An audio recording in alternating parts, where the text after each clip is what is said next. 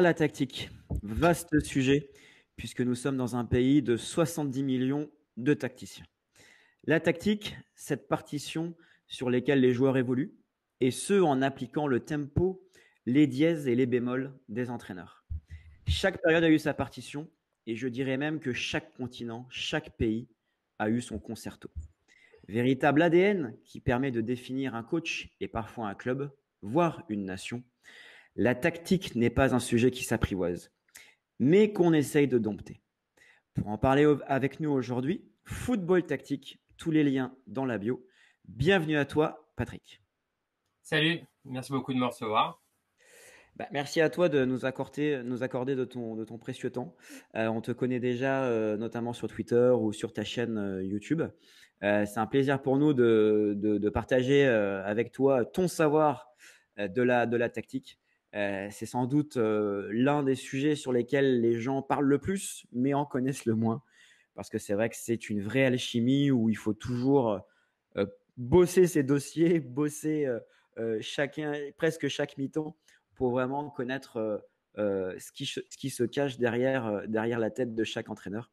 Donc, je suis ravi de pouvoir en parler avec toi. Et aujourd'hui, on va aborder un sujet ô combien central, on va dire, dans le football des 20 dernières années, à savoir deux entraîneurs qui nous ont marqués, donc Mourinho et Guardiola.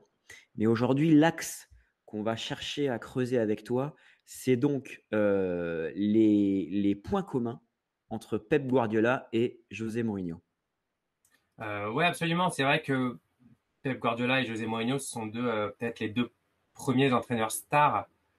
Aujourd'hui, il y en a beaucoup. On parle de Klopp, il y a le petit Nagelsmann qui commence à apparaître, etc. Mais Mourinho et Guardiola, je trouve qu'il y a eu un vrai virage dans ce qu'est le rôle de manager au début des années 2000 pour Mourinho et quelques années plus tard, 2008 pour Pep. Mais c'est une vraie révolution. Et aujourd'hui, même s'ils ont des images qui sont totalement éloignées, même si Mourinho est peut-être dans une période un peu moins bonne par rapport à ce qu'il a été il y a quelques années, ça reste toujours un choc quand Mourinho affronte Guardiola, que ce soit Manchester United, Manchester City ou maintenant Manchester City, Tottenham, ça reste toujours un choc et ça reste toujours une affiche qu'on a envie de regarder, les deux ennemis finalement qui s'affrontent. Et au final, ils sont pas tant séparés que ça. C'est vrai que les deux sont, alors ils ont un point commun, enfin un point qui les sépare, c'est qu'évidemment l'un a été joueur, l'autre n'a pas été joueur. Mais les deux sont des enfants de la Masia en termes de football. Guardiola a été évidemment formé au FC Barcelone, ça a été un des joueurs les plus importants du système de jeu de Johan Cruyff et de la Dream Team de 92 notamment, celle qui a gagné la Ligue des Champions. Et après, il y a Mourinho qui lui a été adjoint de Sir Bobby Robson, adjoint de Van Gaal là-bas, et qui est un vrai, au début de sa carrière en tout cas, un vrai coach barcelonais. Et c'est ça qui est super intéressant, que les gens oublient un petit peu et que moi j'essaie, enfin je m'en souviens parce que c'est lui qui m'a fait aimer la tactique. C'est Ouais. quand il est apparu, c'était vraiment un coach qui prenait le beau jeu, qui voulait le beau jeu, qui avait besoin du beau jeu dans ses équipes. Et tu avais notamment, il y a quand il signe alors il arrive au Benfica, c'est le premier club qu'il coach pendant quelques mois. Ça doit être le seul coach qui se fait virer après une victoire 3-0 contre le rival, le Sporting Portugal. En Euh, effet. ouais, et même dans le monde, je pense qu'il n'y a jamais un mec qui s'est fait virer en gagnant 3-0. Mais bon, c'était des histoires d'élections, voilà, de choses comme ça. Et il redescend d'un cran, il va enfin de plusieurs même, parce qu'il signe à Leiria, qui est un tout petit club portugais qui a d'ailleurs pratiquement disparu aujourd'hui. Et c'est très amusant parce qu'il y a un bouquin qui raconte un petit peu cette époque-là où il intervient, il raconte un petit peu, et il parle justement de cette volonté de bien jouer pour des phrases qu'en fait qu'on pourrait retrouver chez Pep Guardiola, c'est-à-dire de bien jouer pour mettre en avant les joueurs, parce qu'il dit que quand tu es un grand club et que tu viens observer des équipes comme ça, tu viens regarder si les ailiers sont capables de marquer des buts, parce qu'un ailier qui défend, t'en as pas besoin. Quand tu regardes un défenseur central, tu vas savoir si le défenseur il est capable de jouer avec 50 mètres dans le dos. Quand tu viens regarder un milieu de terrain, tu veux pas juste savoir s'il défend, tu veux savoir s'il a le ballon s'il sait avoir le ballon dans les pieds. Donc cette idée de beau jeu, elle est essentielle pour lui au début de sa carrière et pendant même plusieurs saisons. Ce qu'il fait avec le FC Porto la première saison, c'est un 4-3-3 avec un vrai meneur de jeu dans les trois du milieu, Deco. Il gagne 4-1 contre la Lazio de Rome en demi-finale de la Coupe UEFA. Donc c'est vraiment un entraîneur qui valorise ses joueurs. D'ailleurs, certains des joueurs qui étaient avec lui à Leiria signent ensuite à Porto, comme Nuno Valente, comme Derlei, comme Maciel. Euh, et ceux qui sont à Porto également sont valorisés par la qualité offensive. Deco, Maniche, Paulo Ferreira, Ricardo Carvalho, même si bon, c'est un défenseur central, mais qui a une relance super, enfin, pour moi, une des meilleures relances des dernières années en termes de défenseurs. Donc, son football permettait de valoriser et de faire grandir les joueurs. Un peu comme Pep Guardiola, justement, pour revenir à Pep Guardiola, qui lui aussi a été capable de mettre en avant les qualités de certains joueurs, qui avaient forcément beaucoup de qualités parce qu'il entraîne directement le FC Barcelone. Mais on oublie que, par exemple, un Busquets, quand il arrive en équipe B, jouait attaquant de pointe, Ah oui, pratiquement. ah oui, Ouais, ça, tu vois, ça m'avait échappé. ouais, ouais. Donc, L'imaginer numéro 9, ouais. ouais, il devait beaucoup Il tomber. avait fait il avait fait une grande partie de sa formation en tant qu'attaquant de pointe, on oublie ça. Et même Pedro, il vient de la Masia, mais il a fait une grande partie de sa formation dans d'autres petits clubs. Et il arrive et il impose ces mecs-là en équipe première. Et il s'impose finalement par leur qualité, mais aussi parce que le style de jeu mis en avant leur permet d'arriver à un niveau d'être au maximum de ce qu'ils peuvent faire sur un terrain de football. Et même d'autres joueurs, un joueur comme Iniesta, même s'il avait un talent absolument extraordinaire, n'était pas encore un titulaire indiscutable forcément dans le milieu du Barça à cette époque-là. Piqué revenait de Manchester United, il avait été prêté de Ouais. côté de Saragosse, je crois, quelque chose comme ça. Donc c'était pas non plus le Piqué d'aujourd'hui. Donc on a tendance à oublier que Pep Guardiola, certes, il récupère une équipe qui aujourd'hui c'est facile de dire, ouais, mais avec cette équipe-là, même moi j'aurais gagné. Mais à l'époque où il la prend, cette équipe-là, c'est pas la même chose. Il y a beaucoup de joueurs qui sont en pleine croissance et qui n'ont pas encore atteint le niveau qu'ils auraient atteint, qu'ils ont atteint quelques années plus tard. Donc c'est ça Ouais. qui est super intéressant dans les deux entraîneurs dans le début de leur carrière en tout cas. Il y avait une forme de. Donc, à une époque de sa vie, il y avait une forme de romantisme pour le mou. Ouais. Il faut le rappeler très clairement. Et à ton avis, d'ailleurs, à quel moment il a switché? Mais Euh, justement, moi, ça justement, c'est extrêmement intéressant comme question et c'est une question que je me pose très souvent. Parce que même du côté de Chelsea, on a tendance à parler du Chelsea défensif, etc. C'était plus forcément un Chelsea de possession, enfin une équipe de possession comme on avait pu le voir du côté du FC Porto. Ou même petite anecdote d'ailleurs sur le FC Porto, il avait instauré quelque chose qui était quand il y avait des matchs tous les 3 jours, il demandait à son équipe parfois de faire tourner le ballon pour se reposer. Il avait donné un terme, je ne sais plus maintenant de tête quel était le terme, mais en fait, il demandait à ses joueurs de faire tourner le ballon pour se reposer. Et en fait, il jouait la possession comme ça, surtout pour se reposer, pour pas avoir voilà, des gros sprints, des gros machins, des gros trucs. Et un des entraîneurs qui est José Cocero, qui a entraîné le FC Porto depuis, qui maintenant est le DTN au Portugal, lui a dit à la fin du match, mon équipe n'a jamais terminé un match aussi fatigué qu'aujourd'hui. Parce que son équipe a fait tourner le ballon pendant une demi-heure pratiquement sans que l'adversaire la touche, quoi. Et même quand il arrive à Chelsea, sa première saison, donc 2004-2005, il arrive et il a une chronique dans un journal portugais à l'époque et il dit aujourd'hui j'ai vu mon équipe, donc une équipe anglaise faire 42 passes, quelque chose comme ça, et je suis très fier parce que c'est un changement de mentalité. Donc imaginez Mourinho aujourd'hui en 2020 dire ça, moi ça me fait sourire parce que c'est à l'opposé du football qu'il met en avant. ouais. Mais je pense, pour répondre à ta question, je pense que justement c'est l'arrivée de Pep Guardiola qui enchaîne ça. Euh, Parce que je pense qu'il a compris qu'il n'avait peut-être pas les armes tactiques pour se battre avec Guardiola, que la demi-finale de Ligue des Champions entre l'Inter Barça. et le FC Barcelone en 2010 lui a mis en tête, ok, je peux le battre, mais de cette façon-là. Je peux le battre en ayant un bloc un peu plus bas, en jouant le contre, en essayant de ne pas perdre pour marquer un but. Et je pense que c'est là en fait où s'opère le changement. Et ce qu'on a tendance à oublier, c'est que cette saison-là, l'Inter de Milan et le FC Barcelone se retrouvent également en phase de poule. Donc ils avaient déjà eu 2 matchs sur lesquels ils s'étaient affrontés en phase de poule de Ligue des Champions. Euh, donc c'était déjà très intéressant d'avoir pu voir un petit peu l'évolution de comment il s'était organisé tactiquement et l'évolution qu'il a eu ensuite sur les matchs en demi-finale, où d'ailleurs il avait joué en 4-4-2 de mémoire sur les matchs de poule et il était passé en 4-2-3-1 sur les matchs de demi-finale pour mieux contrôler les entrées de Messi, etc. etc. Donc, Et j'aime bien quand tu dis que dans cette demi-finale, son bloc a joué un petit peu plus bas. Il a joué Ouais, beaucoup, beaucoup.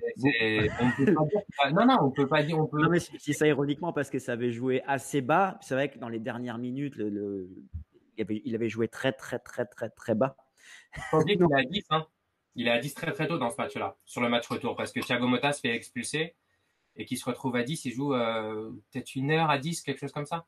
En effet, donc ce qui a forcé de redescendre encore un petit peu plus. Bien sûr. Mais oui, oui, on se souvient tous de Eto'o, arrière gauche ou arrière droit, je ne sais Bien sûr. plus. C'était assez fantasque. D'ailleurs, il y avait un but refusé dans les dernières minutes pour le Barça qui avait fait couler beaucoup d'encre, je me souviens, les jours d'après. Mais quel match, quelle intensité, quelle électricité dans Non, l'air, non. c'était fabuleux. Et tactiquement, ça a été une vraie parce que il faut mettre. Voilà, moi ce qui me dérange avec Mourinho, c'est ça, c'est que c'est ce qui a été une tactique sur un match à un moment donné, à un instant T, et qui a été une tactique intelligente, parce qu'il n'avait clairement pas les armes pour regarder le Barça, ce Barça-là, les yeux dans les yeux, et il a su s'adapter. Et moi, ça, la stratégie, ça ne me dérange pas. Ce qui me dérange le plus, c'est d'en fait ne plus voir aucun fil dans son jeu aujourd'hui. C'est-à-dire que Pep Guardiola, les années passent, mais on voit toujours la même identité. Il y a plein de Ouais. choses qui changent. Le 4-3-3 n'est plus un schéma figé dans son esprit. On peut le voir aujourd'hui débuter avec 3 défenseurs centraux. On peut le voir jouer presque en 4-2-3-1. On peut le voir jouer dans plein de systèmes différents avec les latéraux qui jouent à l'intérieur, avec les latéraux plus à l'extérieur. Il y a plein de choses qui bougent. On l'a vu, sa façon de jouer du côté du Bayern Munich notamment a totalement changé parce qu'il s'adapte également aux joueurs qu'il a. Il faut savoir qu'au début, il voulait faire de Ribéry un Messi en fait, cette espèce de faux neuf. Et il s'est vite rendu compte que que Ribéry n'avait pas la capacité, peut-être l'intelligence de jeu dans l'axe du terrain pour faire la même chose que Messi. Il a essayé avec Müller également, mais les caractéristiques ne collaient pas. Donc il a été obligé de faire évoluer son jeu, de faire évoluer son football et d'aller vers quelque chose de garder la même identité, mais avec des petites nuances. Et ça, j'apprécie. On est obligé de faire des choses comme ça parce que les Mhm. entraîneurs qui ont une idée en tête, bah forcément, à un moment donné, bah on trouve, c'est comme une maladie en fait. On trouve le vaccin et puis Ouais, bien il sûr. faut savoir évoluer. Et Mourinho, par contre, je vois pas l'idée, je ne vois plus l'espèce de ligne directrice et l'espèce de fil rouge dans son football. Euh, et c'est ça qui est Mais un petit peu aujourd'hui dérangeant. c'est à se demander si c'est presque peut-être psychologiquement qu'à un moment il a lâché et qu'il s'est plus pris la tête à s'adapter à ses joueurs ou à l'adversaire. Il a dû tellement être rincé peut-être psychologiquement par ses années au Real qu'après il s'est dit je continue à entraîner, mais entre guillemets je cherche pas beaucoup plus loin, j'ai ma tactique et j'en démords plus et je m'adapte pas là où en effet Guardiola et d'autres, notamment du côté de l'Allemagne, ont su en permanence se régénérer par rapport à l'adversaire et par rapport au vivier qu'ils avaient sous la main. Parce que c'est vrai enfin, même là, avec Tottenham, c'est poussif. Je ne sais pas ce que tu en penses, mais Non, non, absolument. y a pas de, y a pas d'énorme valeur ajoutée. Il y a pas de, enfin, quand on voit ce qui se passe, par exemple, justement, avec un coach portugais, il me semble, du côté de Wolverhampton, où là, c'est une dinguerie, où je peux citer l'Atalanta aussi, évidemment. Mais à Tottenham, du coup, ouais, il n'y a plus beaucoup de plaisir. Là où d'ailleurs Tottenham, bah, mine de rien, on avait bien kiffé les voir l'année dernière. Là c'est un petit peu dur. C'est dommage pour lui. Non, c'est clair. Mais moi, je pense qu'il y a aussi une chose, c'est que oui, il s'est peut-être en fait enfermé dans ce personnage-là. Mais il y a une chose aussi, c'est que la mentalité des joueurs a évolué. Aujourd'hui, quand tu regardes l'équipe qui a gagné contre le FC Barcelone et qui a gagné cette Ligue des Champions 2010, on voit des joueurs avec un caractère absolument énorme. Zanetti, Milito, Eto'o, Chivu, je crois il y a Materazzi, Materazzi, ouais. Julio César, je crois qu'en défense centrale, c'est Lucio aussi. Lucho, ouais. Lucio Samuel, non, il n'y a peut-être pas Samuel. Lucio, Maicon. Enfin, tu vois Mhm. des caractères absolument énormes, des mecs qui sont enfin, qui sont capables de faire des efforts et de se mettre minables pour un résultat, pour leur coach, pour leur équipe, etc. Et aujourd'hui, les nouveaux caractères, et c'est pour ça qu'il a beaucoup de mal avec la nouvelle génération, je trouve. Là, on voit des problèmes avec Ndombele du côté de Tottenham. On sait qu'il a eu des problèmes avec Pogba du côté de Manchester United. On sait, enfin voilà, quelque chose qui était absolument extraordinaire avec Mourinho et que moi j'admirais en début de carrière, c'est qu'il avait toujours le vestiaire avec lui. Toujours, toujours, toujours.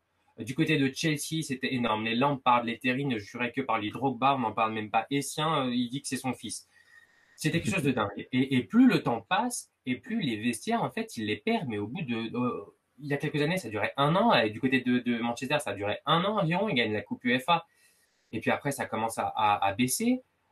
Mais là, du côté de Tottenham, en quelques mois, on parle déjà des joueurs voudraient changer, voudraient faire revenir Pochettino. J'ai vu la rumeur là il y a quelques jours. C'est psychologiquement aussi, je crois qu'il ne s'est pas habitué ou il n'a pas réussi à passer ce cap de la nouvelle génération, que le football a changé, que pas les méthodes, parce que lui, pour les méthodes, il est vraiment à jour à ce niveau-là. Mais en tout cas, lui, à contrario de Guardiola, Guardiola, c'est beaucoup plus simple. C'est-à-dire que quand tu as une identité de jeu, quand tu as le football de Guardiola, les joueurs regardent Pep et savent, OK, je vais signer dans cette équipe-là, je vais jouer avec le Guardiola, mais je vais prendre une valeur absolument dingue, je vais être valorisé, mon football va être mis en avant, je vais sortir de ce club-là, je vais sortir de cette expérience avec lui, meilleur que quand je suis rentré. Des joueurs comme Mahrez, qui était déjà très fort, mais Mahrez a atteint un niveau bien au-dessus de ce qu'il avait déjà du côté de Leicester. Kevin De Bruyne, bien évidemment. Ouais. Des Kimmich du côté du Bayern Munich. Sterling, c'est l'exemple même. Sterling, c'était un joueur, un typique ailier anglais qui va très vite, qui court la tête baissée, comme il y en a plein. Un Et poulet sans tête. ouais, exactement. Et aujourd'hui, c'est devenu un attaquant énorme qui marque plein de buts et qui est décisif tout le temps. Donc les joueurs, quand ils regardent Pep, ils regardent un entraîneur qui va leur apporter ça, qui va leur apporter du détail tactique absolument énorme. L'autre jour, j'ai vu une vidéo où c'était Walker, je crois, et il lui apprenait en fait à défendre en faisant des petits pas parce que tu es beaucoup plus réactif quand tu es sur des petits pas que quand tu es sur des pas beaucoup plus longs, ce qui est logique. Et il lui apprenait ça, il rentrait vraiment dans ce détail-là. Donc les joueurs sentent qu'avec Guardiola, ils évoluent, ils grandissent. Euh, et Mourinho, j'ai l'impression que depuis quelques années, et ben quand tu regardes les équipes de Mourinho, quel joueur a envie de signer dans une équipe qui est coachée par José Mourinho aujourd'hui? Tu ne vois rien. Un Harry Kane qui était sur une bonne forme et une saison de l'année dernière absolument géniale, ben, cette année, tu le vois, depuis que Mourinho est là, traîner un peu des pieds et tout sans envie, quoi. Euh, donc, ouais, Ouais, c'est non. très difficile, très difficile. Non, clairement, c'est vrai qu'Harry Kane est l'ombre de lui-même, c'est un fait. Après, c'est vrai que comme joue Mourinho, c'est un petit peu dur avec un neuf de ce style-là, un petit peu presque à l'ancienne, comme Kane. Mais je pense que la réponse à ma question, du coup, et la réponse que tu as apportée, elle est multifactorielle. Mais je pense qu'en effet, le manque d'adaptation au footeux de 2020 est un vrai sujet. Après, c'est un sujet de fond dans tous les sens. Ouais, bien Parce que sûr. ne serait-ce que leur éclosion de plus en plus jeune, leur transfert de plus en plus jeune, les réseaux sociaux, etc., sans faire le vieux con, hein, ça a changé beaucoup de perceptions. On Non, l'a bien vu sûr. notamment du côté de Marseille récemment, avec Liadj qui a jamais joué à peine et qui est déjà parti à Lille. Et ça, c'est un cas parmi tant d'autres. Mais il y a aussi un nivellement, je trouve, des valeurs par le bas, où, souvenons-nous, et encore une fois, sans faire le vieux con, mais il y a encore quoi, allez, au moins une 20-30 ans, les petits nouveaux, c'était pas un mythe, hein, il portait les gourdes, il avait les crampons, et voilà. Aujourd'hui, je pense que si tu fais ça, il y a un syndicat des jeunes joueurs qui va, qui va Non. attaquer le joueur pro en question qui a osé faire ça. Mais ça, c'est plus presque sociétal, où il y a vraiment un système de valeurs qui a complètement changé. Après, bon, on n'aime pas, mais voilà, si on reste sur l'extrapolation footballistique, il s'avère que le mou, ouais, il a peut-être raté le coche là-dessus. Mais bon, dans tous les cas, ne pas oublier d'où il venait, comme tu le citais tout à l'heure, avec son romantisme Non, bien sûr. de ces jeunes années. Et c'était très important de le rappeler. Puis après, tout ce chemin. Et pour te paraphraser, voilà, les confrontations permanentes d'ailleurs, parce que c'était des saisons à 3, 4, 5 matchs contre le Barça. C'est là où il a sans doute switché. Aujourd'hui, par rapport au Pep et au Mou, quel héritage tu penses que l'un l'autre va laisser? Mais après, ça dépend de l'angle qu'on regarde. Moi, j'essaie de regarder le football comme un art et plus que juste du résultat. Donc, évidemment, l'héritage de Pep est absolument incroyable dans ce qu'il a réussi à faire dans le jeu, parce que ça paraît simple de jouer comme ça, mais de jouer comme ça à ce niveau-là d'excellence vraiment, c'est-à-dire avoir des idées un petit peu ok, ça ressemble un peu à ce qu'il faisait au Barça, c'est facile, mais voir aujourd'hui le niveau de City, voir le niveau qu'a atteint le Bayern, pour moi, cet héritage-là, il est incroyable. Et ça reste. Et ça restera, je pense qu'on s'en rendra encore plus compte d'ici peut-être 10-15 ans quand les joueurs vont commencer à prendre leur retraite et à devenir entraîneurs par influence de Pep Guardiola. Et ça, c'est un vrai héritage. Comme on voit par exemple avec Cruyff, qui a eu cette génération dingue du côté du Barça et qui a plein de joueurs qui sont devenus entraîneurs. Il y a évidemment Koeman, Guardiola, Laudrup, etc. Et Mourinho, il a cet héritage de victoire où il a beaucoup gagné. Il a beaucoup gagné très vite aussi. Il a gagné partout. Il a gagné en Espagne, il a gagné en Italie, il a gagné en Angleterre, bien évidemment. Il a gagné en Angleterre, il a gagné à Chelsea et à Manchester United. Il n'a pas encore gagné du côté de Tottenham. Donc c'est vraiment, et même sur ça, il s'oppose finalement. C'est que l'un est le style et l'autre est la victoire. Et je lisais il y a quelques jours aussi une phrase, je ne sais plus quel joueur disait ça, que Pep Guardiola, avant une finale de Ligue des Champions, leur a dit juste je me soucie pas du résultat. Ce que je veux, c'est qu'à la fin, on me dise vous avez joué comme le Barça, vous avez joué comme une grande équipe et vous n'avez pas changé votre façon de jouer parce que c'était une finale. Et c'est ça qui me rendra fier. Can you imagine a ball boy in his own country, small country, ball boy, go to the academy with 13 years old and have to play in the first team, in his own team, in the hurry. Stay there a lot of years and have to become a manager with 37 years old and in 4 years destroyed football. It's me. It's me. I had the privilege to live that. I destroyed football like you destroyed the Premier League. Like you destroyed the Premier League this season. And the people start to say the Pep team. Pep, how good it is. Right, left, right, inside, outside, left the pitch. How good it is. Pep is top. No. All the time I said the same. It's friend to you. Of course, but media, press conference like this, and the people believe it's the managers. No, guys, it belongs to you. The football guys belong to you, not belong to me. Belong to you. Et cette mentalité-là, elle est absolument incroyable. Et c'est vraiment pousser enfin, certains diront que c'est abusé, que c'est trop, que parfois il faudrait savoir baisser le bloc.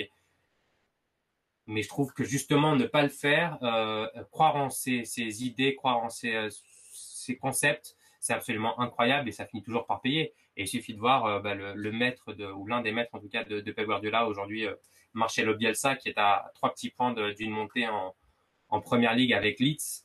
Et quand on regarde l'effectif de Leeds, c'est pas forcément évident. Et ça finit par payer. L'année dernière, c'est passé à quelques points et cette année, ça risque de le faire. Je crois que j'ai pour lui en tout cas parce que ça serait mérité.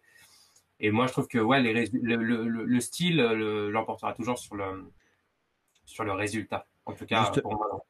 Justement, j'allais te lancer le parallèle entre Pep versus Mou et dans la philosophie du jeu, Bielsa versus Deschamps.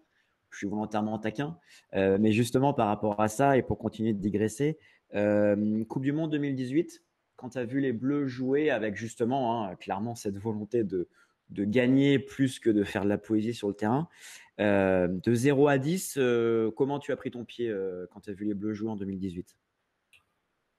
Je sais pas si on a le droit de dire ça en France, parce que je sais c'est très, c'est un pays très chauvin bien évidemment, mais aucun plaisir, ça serait, je n'ai aucun plaisir en plus de ça parce que quand tu vois les talents qu'il y a sur le terrain, qu'il y a en France, qu'il y a dans le groupe France en général, et même en dehors de ces 23 qui étaient appelés, parce qu'il y a un Benzema qui est resté à la maison dans son canapé. Quand tu vois, t'as envie de plus. T'as envie de plus et et là, c'était un coup peut-être pour marquer l'histoire également. Et je suis pas sûr que dans 20 ans, la génération 2018 aura marqué comme en 98, bizarrement. Alors que 98, ça jouait pas bien non plus, hein. C'est peu de le dire. Ouais, voilà. Non, donc, voilà. Mais je sais pas, c'est peut-être parce que c'était la première fois, etc., machin. Oui, sans doute.